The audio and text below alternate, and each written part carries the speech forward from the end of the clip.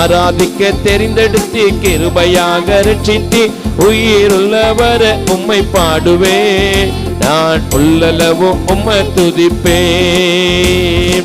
எகிப்தில் இருந்து கூட்டி வந்தி இடர்கள் எல்லாம் கடக்க செய்தி. எகிப்தில் இருந்து கூட்டி வந்தி இடர்கள் எல்லாம் கடக்க செய்தி. எல்லாம் ஆராதிக்க தானே உம்மை ஆராதிக்க தானே. ஆராதிக்க தெரிந்தெடுத்து கிருபையாக ரட்சித்து உயிருள்ளவர உம்மை பாடுவேன். நான் உள்ளளவும் உம்மை துதிப்பேன். ஆராதிக்க தெரிந்தெடுத்து கிருபையாக ரட்சித்து உயிருள்ளவர உம்மை பாடுவேன். நான் உள்ளளவும் உம்மை துதிப்பேன். பாவ சாப எல்லாம் நீங்க செய்தீர். பரிசுத்த ஜாதியா என்னை மாற்றி விட்டீர். எல்லாம் எதுக்காக? அவரை ஆராதிக்கிறதுக்காக. அல்லேலூயா. பாடுவோமா? பாவசாபம் எல்லாமே நீங்க செய்தி பரிசுத்த ஜாதியாக மாற்றி விட்டி. பாவசாபம் எல்லாமே நீங்க செய்தி பரிசுத்த ஜாதியாக மாற்றி விட்டி. எல்லாம் ஆராதிக்க தானே உங்களை ஆராதிக்க தானே. மார்க் எழுதின சுவிசேஷம் 6வது அதிகாரத்தில் சில வசனங்களை நாம் சேர்ந்து வாசிப்போம். அல்லேலூயா. எடுத்துக்கொள்ளுங்கள். மார்க் எழுதின சுவிசேஷம் 6வது அதிகாரம் 31வது வசனம் முதல் நான் வாசிக்கிறேன். சேர்ந்து வாசிங்களோடு. அவர் அவர்களை நோக்கி, வனாந்தரமான ஒரு இடத்தில் தனித்து சற்றே இளைப்பாறும்படி போவோம் வாருங்கள் என்றார். ஏனெனில் வருகிறவர்களும் போகிறவர்களும் அநேகராயிருந்தபடியினால் போஜனம் பண்ணுகிறதற்கும் அவர்களுக்கு சமயம் இல்லாதிருந்தது. அப்படியே அவர்கள் தனிமையாய் ஒரு படகில் ஏறி வனாந்தரமான ஒரு இடத்திற்கு போனார்கள். அவர்கள் புறப்பட்டு போகிறதை ஜனங்கள் கண்டார்கள். அவரை அறிந்த அநேகர் சகல பட்டணங்களிலும் இருந்து கால்நடையாய் அவ்விடத்திற்கு ஓடி அவர்களுக்கு முன்னே அங்கே சேர்ந்து அவரிடத்தில் கூடி வந்தார்கள். இயேசு கரையிலே வந்து அநேக ஜனங்களை கண்டு அவர்கள் மேய்ப்பனில்லாத ஆடுகளைப் போல் இருந்தபடியினால் அவர்கள் மேல் மனதுருகி அநேக காரியங்களை அவர்களுக்கு உபதேசிக்க தொடங்கினார். வெகு நேரம் சென்ற பின்பு அவர்களுடைய சீஷர்கள் அவரிடத்தில் வந்து, இது வனாந்தரமான இடம், வெகு நேரம் ஆயிற்று, புசிக்கிறதுக்கும் இவர்களிடத்தில் ஒன்றுமில்லை. ஆகையால் இவர்கள் சுற்றி இருக்கிற கிராமங்களுக்கு ஊர்களுக்கு போய் தங்களுக்காக அப்பங்களை வாங்கி கொள்ளும்படி இவர்களை அனுப்பிவிட வேண்டும் என்றார்கள். அவர் அவர்களை நோக்கி, நீங்களே அவர்களுக்கு போஜனம் கொடுங்கள் என்றார். அதற்கு அவர்கள், நாங்கள் போய் 200 பணத்திற்கு அப்பங்களை வாங்கி இவர்களுக்கு புசிக்கும்படி கொடுக்கக்கூடுமோ என்றார்கள். அதற்கு அவர், உங்களிடத்தில் எத்தனை அப்பங்கள் உண்டு, போய் பாருங்கள் என்றார். அவர்கள் பார்த்து வந்து 5 அப்பங்களும் 2 மீன்களும் உண்டு என்றார்கள். அப்பொழுது எல்லாவற்றையும் பசும்புல்லின் மேல் பந்தி பந்தியாக உட்கார வைக்கும்படி அவர்களுக்கு கட்டளையிட்டார். அப்படியே வரிசை வரிசையாய் 100 பேராகவும் 50 பேராகவும் உட்கார்ந்தார்கள். அவர் அந்த 5 அப்பங்களையும் அந்த 2 மீன்களையும் எடுத்து வானத்தை அண்ணாந்து பார்த்து ஆசீர்வதித்து அப்பங்களை பிட்டு அவர்களுக்கு பரிமாறும்படி தம்முடைய சீஷர்களிடத்தில் கொடுத்தார். அப்படியே 2 மீன்களையும் எல்லாருக்கும் பங்கிட்டார். எல்லாரும் சாப்பிட்டு திருப்தி அடைந்தார்கள். அல்லேலூயா. கர்த்தருடைய பரிசுத்த நாமம் மகிமைப்படுவதாக. ஆண்டவர் நல்லவர். ஆண்டவர் எழுதி வைத்த வார்த்தையில் இருக்கிறதான காரியங்களை நமக்கு அவர் சொல்லிக் கொடுக்கிற கர்த்தராக இருக்கிறார். அல்லேலூயா. எழுதப்பட்ட வார்த்தைகள் எல்லாம் திருஷ்டாந்தங்களாக இருக்கிறது. இதிலே நமக்கு ஆசீர்வாதங்கள் உண்டு. இந்த வார்த்தைகளிலே நமக்கு மேன்மைகள் உண்டு. இந்த வார்த்தையை தியானிக்கும் பொழுது, இங்கே சொல்லப்பட்டதான அந்த அற்புதங்களை தியானிக்கும் பொழுது நம்முடைய வாழ்க்கையிலும் இது விதமான அற்புதங்களை நாம் பெற்றுக்கொள்ள ஆண்டவர் கிருபை செய்வார். கொஞ்சம்தான் இருக்கிறது அல்லது இல்லை என்ற சூழ்நிலைமையில ஆண்டவர் என்ன செய்ய போகிறார்? ஆண்டவருக்கு இல்லை என்கிறதும் ஒரு பொருட்டு கிடையாது, கொஞ்சம்தான் அப்படிங்கிறதுக்கும் ஒரு பொருட்டு கிடையாது. ஆண்டவர் ஆசீர்வதித்தார்னு சொன்னா நிறைவாய் ஆசீர்வதிப்பார். அல்லேலூயா. திருப்தியாய் அவர்கள் சாப்பிட்டார்கள். அல்லேலூயா சொல்லுங்க சத்தமா. அல்லேலூயா. திருப்தியாய் சாப்பிட்டார்கள். அவர்கள் திருப்தி அடைந்தார்கள். தேவ பிள்ளைகளே, நீங்கள் திருப்தி திருப்தி அடைய வேண்டும் என்பது தேவனுடைய விருப்பமாக இருக்கிறது. அல்லேலூயா. இன்றைக்கு திருப்தி இல்லாத ஜனங்கள் இருக்கிறார்கள். சோத்திரம். திருப்தியே இல்லை. ஒரு மனுஷனுக்கு திருப்தியே வரமாட்டேங்குது. அல்லேலூயா. எவ்வளவு கொடுத்தாலும், எவ்வளவு இருந்தாலும், என்னதான் நடந்தாலும் ஒரு திருப்தி இல்லாத ஒரு வாழ்க்கை வாழ்ந்து கொண்டிருக்கிற ஜனங்கள் இருக்கிறார்கள். ஆனால் ஆண்டவராகிய இயேசுவிடத்திலே வரும்பொழுது ஒரு திருப்தியை ஆண்டவர் தருகிறார் என்று சொல்லி பார்க்கிறோம். இங்கே திருப்தி அடைந்த ஒரு பெருங்கூட்டத்தை இங்கே நம்ம பார்க்கிறோம். அல்லேலூயா சொல்லுவோம் சத்தமா. அல்லேலூயா.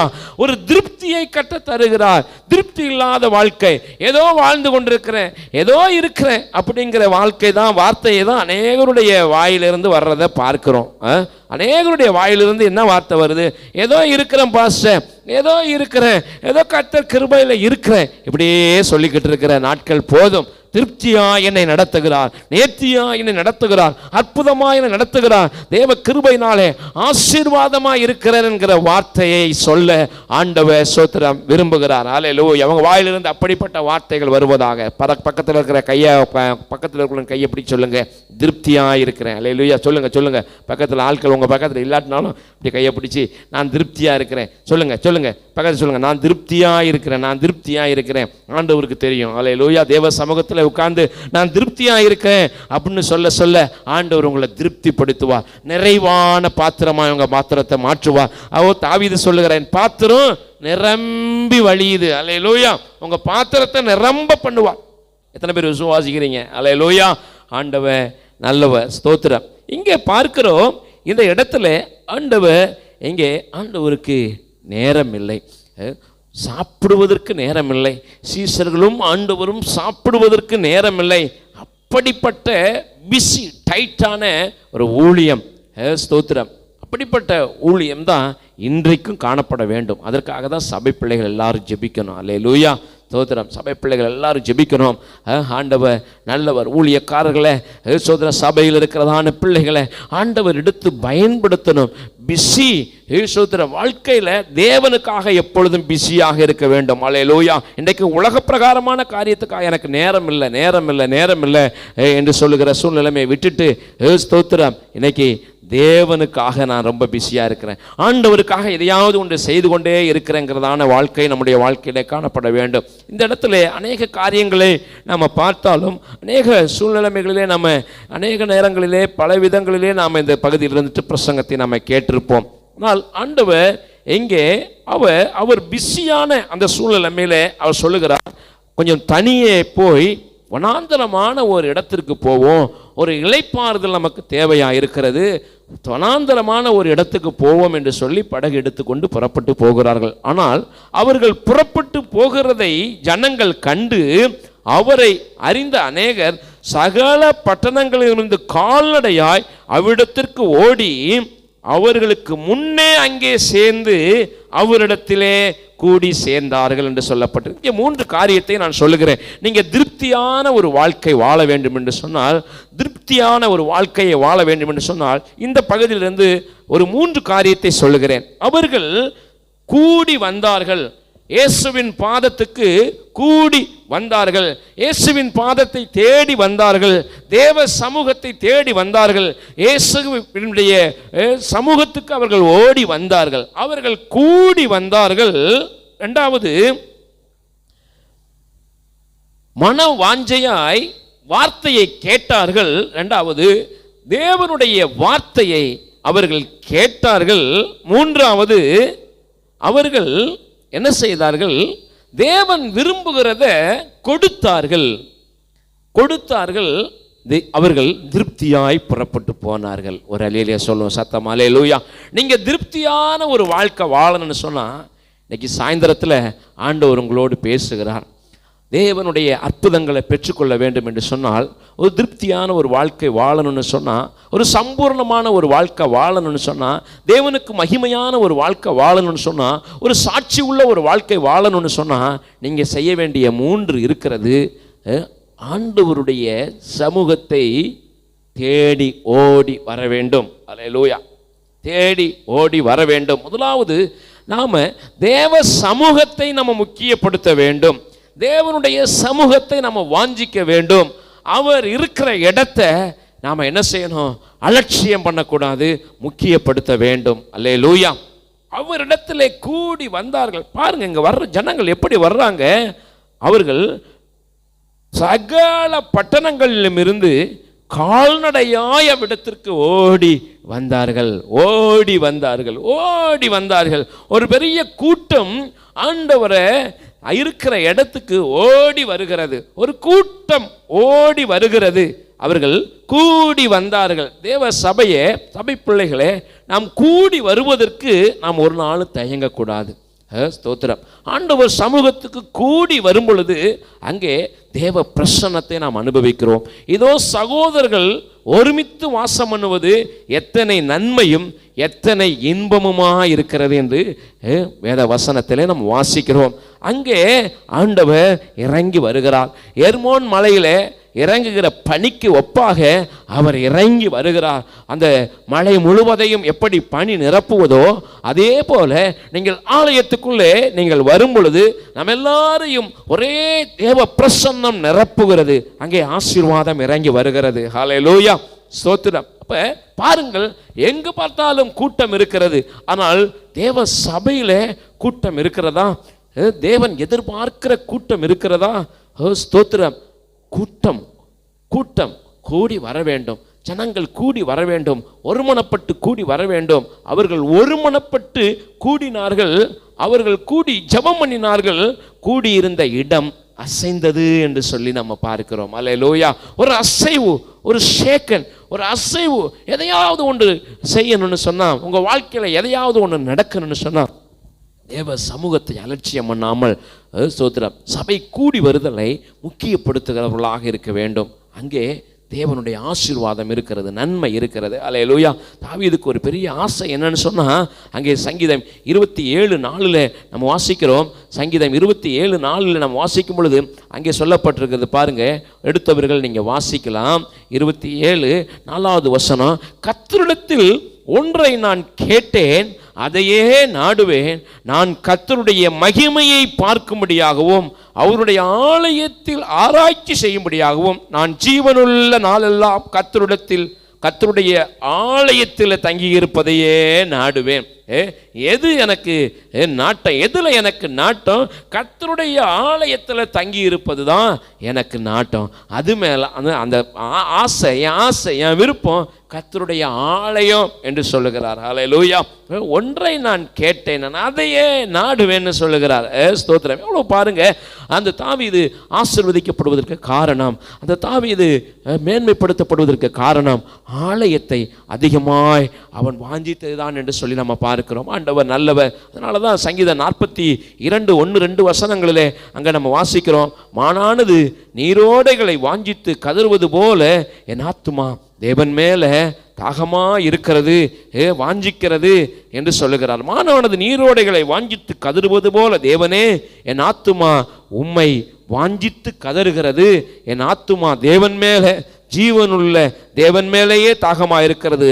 நான் எப்பொழுது தேவனுடைய சந்நிதியிலே வந்து நிற்பேன்? நான் எப்போ ஆலயத்துக்கு போவேன்? எப்போ ஆராதனை நேரம், எப்போ ஜெப நேரம் நான் போவேன்? அங்க ஒரு ஆயத்தம், அதுக்குன்னு ஒரு ஆயத்தம், அதுக்குன்னு ஒரு வாஞ்சை, அதுக்குன்னு ஒரு தாகம் எந்த பிள்ளைகளுடைய வாழ்க்கையில் இருக்குதோ அந்த குடும்பத்தில் ஆசீர்வாதம் இருக்கிறத பார்க்க முடியும். அல்லேலூயா, ஸ்தோத்திரம். ஆலயத்துக்கு போகணுமா? ஞாயிற்றுக்கிழமையா? இவ்வளோ தூரம் நம்ம பஸ் ஏறி போகணுமா? இவ்வளோ தூரம் நம்ம போகணுமா என்று சொல்லி இந்த சலிப்பு, அது ஒரு கஷ்டமாக எந்த பிள்ளைக்கு தெரியுதோ, யாருக்கு ஆலயத்துக்கு வர்றது கஷ்டமாக இருக்குதோ அவங்களுடைய வாழ்க்கையில் ஆசீர்வாதம் இருக்கிறதுக்கு வாய்ப்பு இல்லை என்று சொல்லி நம்ம பார்க்கிறோம். தேவ பிள்ளைகளை கூடி வர வேண்டும். அங்கே கூடி அவரிடத்துல கூடி வந்தார்கள். நீங்க எங்கெல்லாம் கூடி போறீங்க? எங்கெல்லாம் கூடி போறீங்க? தோத்துறோம். வேலைக்கு கூடிக்கிட்டு போறோம், 2 பேரை சேர்த்துக்கிட்டு போறோம், பர்ச்சேசிங் பண்ண சேர்த்துட்டு போறோம்,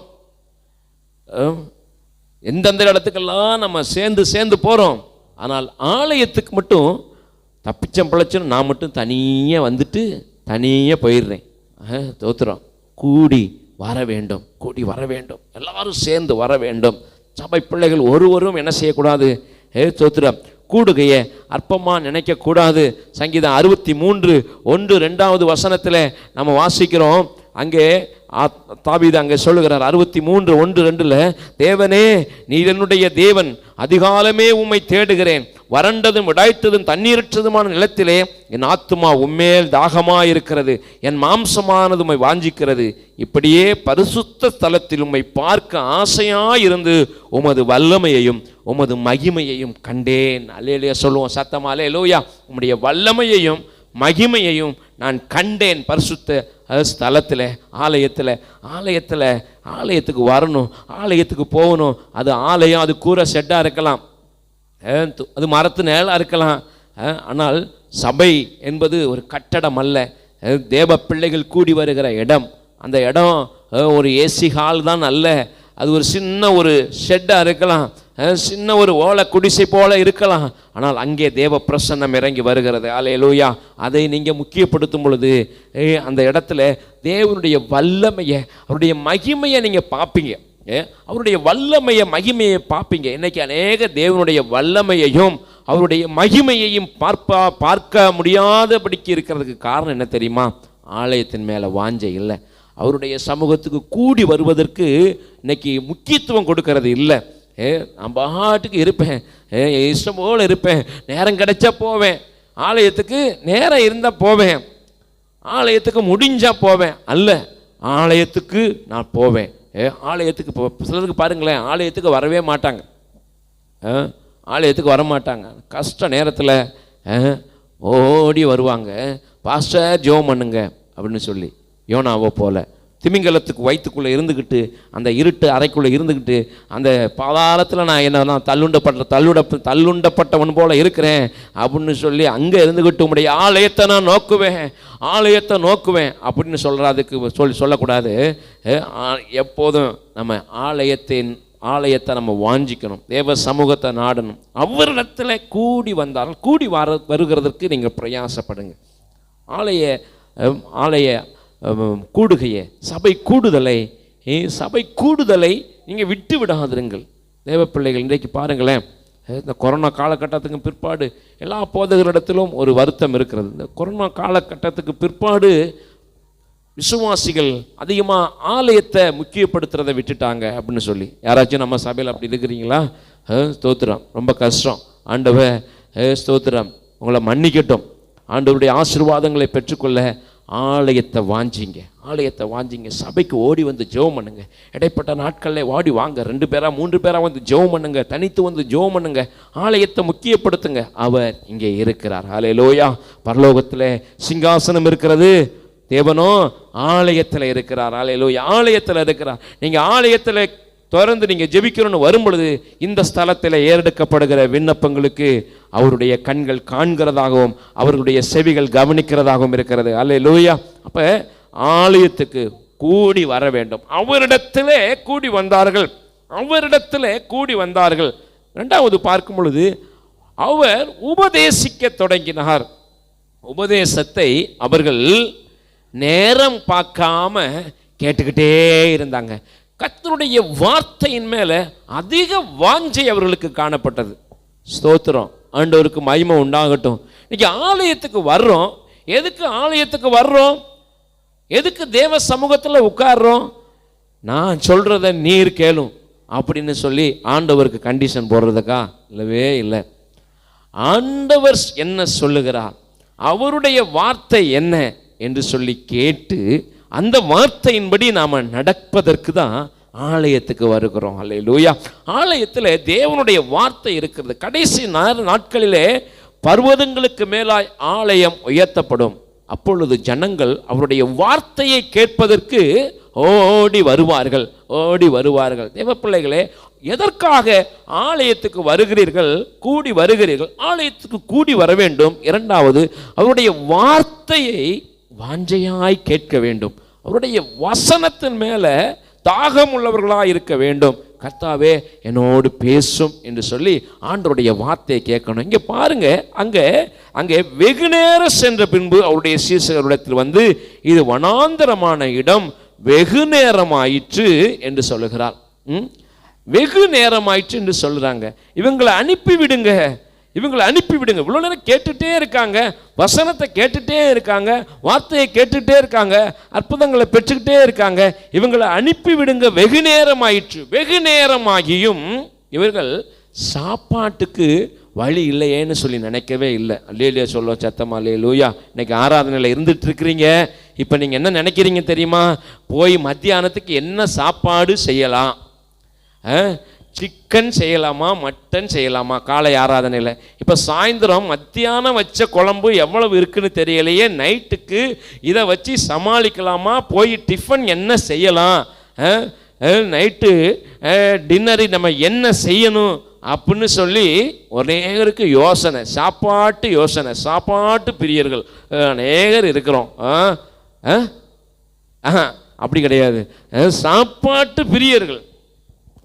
ஆலயத்தில் உட்காந்துக்கிட்டு சாப்பாட்டுக்கு வழி இல்லையே அப்படின்னு யோசிக்கிட்டு இருந்த சீஷர்கள் இடத்துல ஆண்டவர், எப்பா நீ தானே சாப்பாடை பற்றி யோசிக்கிட்டே இருந்த, அற்புதம் செஞ்சு ஒருத்தனுக்கும் ஒரு கூடடா அப்படின்னு சொல்லி 12 கூடைய தலையில் கட்டி அனுப்பி விட்டுட்டாரு. தேவ பிள்ளைகளே, ஆண்டருடைய வாசனம் என்னன்னு சொல்லப்பட்டிருக்கிறது? அது உணவு. அல்லேலூயா. அது ஆண்டவருடைய வசனம் உணவு. அதில் நமக்கு போஷாப்பு இருக்கிறது, அதில் நமக்கு ஆரோக்கியம் இருக்கிறது. அவருடைய வசனத்தில் நமக்கு என்ன இருக்கிறது? தெம்பு இருக்கிறது. சோதரன் ஃபாதர் தான் பாடுவார், கர்த்தரை நீ நம்பு, அதுதான் உனக்கு தெம்பு அப்படின்னு சொல்லுவாங்க. அவருடைய வசனத்தை நம்ம நம்பினோம்னா அதுவே நமக்கு தெம்பா மாறிடும். தேவ பிள்ளைகளே, எதற்காக நம்ம வருகிறோம்? வசனத்தை கேட்கிறதற்காக வருகிறோம், வார்த்தையை கேட்கிறதற்காக நம்ம வருகிறோம் என்பதை நம்ம உணர வேண்டும். வந்த உடனே எப்போ முடியும்? ஒரு வாலிப பையனை பார்த்து ஆராதனை பகுதியிலேயே எந்த பகுதி உனக்கு பிடிச்ச பகுதின்னு சொல்லி ஒரு பாஸ்டர் கேட்டாராம். அந்த பையன் சொன்னானா, பாஸ்டர் எனக்கு ரொம்ப பிடிச்ச பகுதி, என் ஆத்மாவே கர்த்தரை ஸ்தோத்திரி போடுவீங்களே அதுதான் பாஸ்டர். அட பாவி, எப்போ இந்த ஆராதனை முடியும்னே நீ உட்கார்ந்துருக்கிற? என்ன வசனத்தை கேட்கறதுக்கு அவ்வளவுதான் இன்ட்ரெஸ்ட், அவ்வளவுதான் வாஞ்ச, அவ்வளவுதான் விருப்பம். தேவ பிள்ளைகளே, வசனம் தான் நம்முடைய வாழ்க்கையை மாற்றும். சிறு பிள்ளைகளை வசனத்தினுடைய நடத்த வேண்டும். காலையில் ஆராதனையில் அதான் கேட்டோம், வாலிப பிள்ளைகளை வசனத்தினால தான் நடத்தணும். எதனால்? வாலிபன் தன் வழியை சுத்தம் பண்ணுவான், தேவனுடைய வார்த்தையை தன் இருதயத்தில் காத்து கொள்ளுகிறதுனால தானே. அப்போ அந்த வாசனத்தை கேட்டுகிட்டே இருக்கணும். பிரசங்கம் பண்ணி தோத்துறோம் பாசஸுங்க இன்னைக்கு பிரசங்கம் வசனத்தை சொல்லிக்கிட்டே இருந்தால் கீழே என்ன செய்யுது? போர் அடிச்சிருது, கொட்டாக விட்டுட்டாக ஆரம்பிக்குது. செல் எடுத்து வாட்சை திரும்பி பார்க்க ஆரம்பிச்சிடுறாங்க. எத்தனை மணி ஆயிடுச்சு, எப்போ முடிக்க போகிறாரு பாஸ்டர்னு சொல்லிட்டு. அதனால் இன்றைக்கி பாஸ்டர்ஸ்ங்களாம் என்ன செய்ய ஆரம்பிச்சிட்டாங்க தெரியுமா? இன்றைக்கி நல்ல ஒரு ஸ்டோரியை ஜனங்களை சிரிக்க வைக்க, என்ன ஸ்டோரி சொல்லலாம், எவ்வளவு உற்சாகப்படுத்தலாம், எந்த சம்பவத்தை சொன்னால் ஜனங்கள் அப்படியே கலகலப்பாக வச்சுக்கலாம் அப்படின்னு சொல்லிட்டு இன்னைக்கு ஒரு ட்ரெண்டு மாறி போச்சு. அப்படி தான் இன்னைக்கு என்ன செய்யுது? பிரசங்கம் போய்கிட்டு இருக்கு. தேவ பிள்ளைகளே, ஆண்டவருடைய வசனம் என்ன சொல்லுகிறது? தெசலோனிக்கேய சபையாரை பார்க்கிலும் பெரிய சபையார் நற்குணசாலிகளாக இருந்தார்கள். காரணம் என்ன தெரியுமா? வசனத்தின் மேலே அவர்கள் மனோ வாஞ்சையாக இருந்தார்கள். காரியம் இப்படி இருக்கிறதா என்று சொல்லி வசனத்தினால தங்களுடைய வாழ்க்கையை அவர்கள் ஆராய்ந்து பார்த்தார்கள் என்று சொல்லி பார்க்கிறோம். அப்போ வசனத்தை கேட்டார்கள், உபதேசிக்க தொடங்கின ஆண்டவருடைய வார்த்தையை சலிக்காமல் வாஞ்சையாய் வசனத்தை கேட்டுக்கிட்டே இருந்தாங்க. தேவ பிள்ளைகளே, அதனால தான் அங்கே ஆண்டவர் அற்புதம் செய்ய முடிந்தது. ஸ்தோத்திரம். சங்கீதத்தில் அங்கே வாசிக்கிறோம், ஒரே ஒரு வசனத்தை மாத்திரம் வாசிப்போம். சங்கீதம் 119 131 வசனத்தை நீங்கள் வாசிங்க, எடுத்துக்கொள்ளுங்கள். சங்கீதம் 119 131 வசனத்தை நான் வாசிக்கிறேன் உங்களுக்காக. எடுத்தவர்கள் நீங்கள் எடுத்து வைத்து கொள்ளுங்கள். 119 131 எடுத்துட்டிங்களா? 131 வசனத்தை ஒருவர் வாசிங்க. உம்முடைய கற்பனைகளை நான் வாஞ்சிக்கிறபடியால் என் வாயை ஆவென்று திறந்து அவைகளுக்கு ஏங்குகிறேன். தாவீதை பாருங்க. தாவீது ஆடு மேய்ச்ச தாவீது அரசனாக இருக்கிறதுக்கு காரணம் என்ன தெரியுமா? வசனத்தை ஆன்னு கேட்டதுனால தான். இன்றைக்கி நிறைய பேர் கதை சொன்னால் கொசு எல்லாம் வாய்க்குள்ளே போயிட்டு திரும்பி வந்துட்டுருக்கும். வசனம் சொன்னால் அதுக்கு கிடையாது, கொட்டா வரும், இப்படி வரும். கொட்டாவை தான் வருது, கொட்டாவி. அது ஒரு கெட்ட ஆவி. கதை சொன்னால் பாசு கலகலப்பா, அது அப்படியாக்கும் இப்படியாக்கும் அப்படின்னு சொல்லி அப்படியே கொஞ்சம் அல்லையா சொல்லி அப்படியே கொஞ்சம் இது பண்ணால் அப்படியே முடிச்சுக்கிட்டே இருப்பாங்க. வசனத்தை சொன்னால் தூக்கம் வந்துடுது. தாவீது என்ன செய்தார் தெரியுமா? திருப்பி வாசிங்க, சங்கீதம் 119 131. உம்முடைய கற்பனைகளை நான் வாஞ்சிக்கிறபடியால் என் வாயை ஆவென்று திறந்து அவைகளுக்கு ஏங்குகிறேன். அப்ப அவருடைய கற்பனைகளை வாஞ்சிக்கிறபடினால தான் என்ன செய்தானா? அவைகளுக்காக ஏங்குகிறேன். வசனத்தின் மேலே ஒரு வாஞ்சை இங்கே இருக்கும் பொழுது எனக்கு என்ன வார்த்தை கிடைக்கும் அப்படின்னு சொல்லி ஏக்கமும் இருக்கும். ஆண்டவரும் பேசுவார். இன்னைக்கு சபைக்குள்ள ஆண்டவரை தேடி வரணும். ஆண்டவரை தேடி வரணும். ஒரு சமூகத்துக்கு கூடி வரணும். ரெண்டாவது, வசனத்தை வாஞ்சையாக கேட்கணும். விருப்பத்தோடு கேட்கணும். டைமை பார்த்துட்டே இருக்கக்கூடாது. இங்கே அதான் முக்கியமாக சொல்கிறேன். வெகு நேரம் ஆனபடினால சீசர்கள் வந்து சொல்கிறாங்க இவங்களை அனுப்பிவிடுன்னு சொல்லி. இவங்க கேட்கல. இன்னைக்கு சிலர்லாம் கூட்டமாக இருக்கும் பொழுது டைம் ஆயிடுச்சு அப்படின்னு சொல்லி பாஸ்டர் புரிஞ்சுக்கணுங்கிறதுக்காக மணியை பார்த்து காட்டுறது மாரிலாம் அன்னைக்கு ஒருத்தரும் சொல்லலை. அவங்க ஆவென்று வசனத்தை வாயப்பளந்து கேட்டுக்கிட்டு இருந்தாங்க. வசனத்துக்காக வசனத்துக்காக ஆன்னு சொல்லி வாஞ்சையா கேளு, ஆண்டவர் உங்களை ஆசீர்வதிப்பார். தோத்திரம். ஏசாயா தீர்க்கதரிசன புஸ்தகத்தில் அங்கே நம்ம பார்க்கிறோம். ஏசாயா 55 1 2 வசனங்களில் அங்கே நம்ம வாசிக்கும் பொழுது அங்கே சொல்லப்பட்டிருக்கிறது. ஏசாயா 55 1 2 வசனங்களை வாசிக்கிறேன். ஓ தாகமாக இருக்கிறவர்களே, நீங்கள் எல்லாரும் தண்ணீர்கள் அண்டைக்கு வாருங்கள். பணம் இல்லாதவர்களே, நீங்கள் வந்து வாங்கி சாப்பிடுங்கள். நீங்கள் வந்து பணமுமின்றி விலையுமின்றி திராட்சரசமும் பாலும் கொள்ளுங்கள். நீங்கள் அப்பமல்லாததற்காக பணத்தையும் திருப்தி செய்யாத பொருளுக்காக உங்கள் பிரயாசத்தையும் செலவழிப்பானேன். நீங்கள் எனக்கு கவனமாய் செவி கொடுத்து நலமானதை சாப்பிடுங்கள். அப்பொழுது உங்கள் ஆத்துமா கொழுமையான பதார்த்தத்தினால் மகிழ்ச்சியாகும். அல்லேலூயா. இதுதான் நம்ம ஏற்கனவே அந்த சுவிசேஷ புஸ்தகத்தில் வாசித்த அந்த ஆண்டவர் செய்கிற அற்புதங்களுக்கு கரெக்டான ஒரு பகுதி. இவங்க என்ன செய்கிறாங்க? ஆண்டவரிடத்தில் வந்தாங்க, நீங்கள் எனக்கு கவனமாய் செவி கொடுத்து நலமானதை சாப்பிடுங்கள். அப்போ அவருக்கு கவனமாக, ஆண்டவருடைய வார்த்தைக்கு கவனமாக நீங்கள் செவி கொடுக்கும் பொழுது கட்டாயமாக உங்கள் வீட்டில் நல்ல ஆகாரத்தை ஆண்டவர் வைப்பார். அல்லேலூயா. நல்லதை நீங்கள் சாப்பிடுவீங்க. உங்கள் கொழுமையான பதார்த்தத்தினால் உங்கள் ஆத்துமா மகிழ்ச்சியாக இருக்கும். அநேகருக்கு சரீரம் கொழுப்படிச்சிருக்குது, ஆத்துமா என்ன செஞ்சிட்டு இருக்கு? மெலிஞ்சு போய் இருக்குது. ஆத்துமா கொழுமையாக இருக்கணும், ஆத்துமா புஷ்டியாக இருக்கணும். அப்போ ஆண்டவருடைய வார்த்தையை நீங்கள் கேட்கும் பொழுது, வாஞ்சையாக கேட்கும் பொழுது உங்கள் ஆத்துமா கொழுமையாக இருக்கும். அல்லேலூயா. ஆண்டவர் நல்லவர். மூன்றாவது நம்ம பார்க்கும் பொழுது அங்கே என்ன செய்தார்கள்? அங்கே நீங்களே அவர்களுக்கு போஜனம் கொடுங்கள் என்றார். அதற்கு அவர்கள், நாங்கள் போய் 200 பணத்துக்கு அப்பங்களை வாங்கி இவர்களுக்கு பங்கிடும்படி கொடுக்க கூடுமோ என்றார்கள். அதற்கு அவர், உங்களிடத்தில் எத்தனை அப்பங்கள் உண்டு, போய் பாருங்கள் என்றார். அவர்கள் பார்த்து வந்து 5 அப்பங்களும் 2 மீன்களும் உண்டு என்றார்கள். இந்த 5 அப்பமும் 2 மீனும் யார் கொடுத்தது? கூடி வந்த வசனத்தை கேட்ட தேவ பிள்ளை கொடுத்தது. அல்லேலூயா. தோத்திரம். அந்த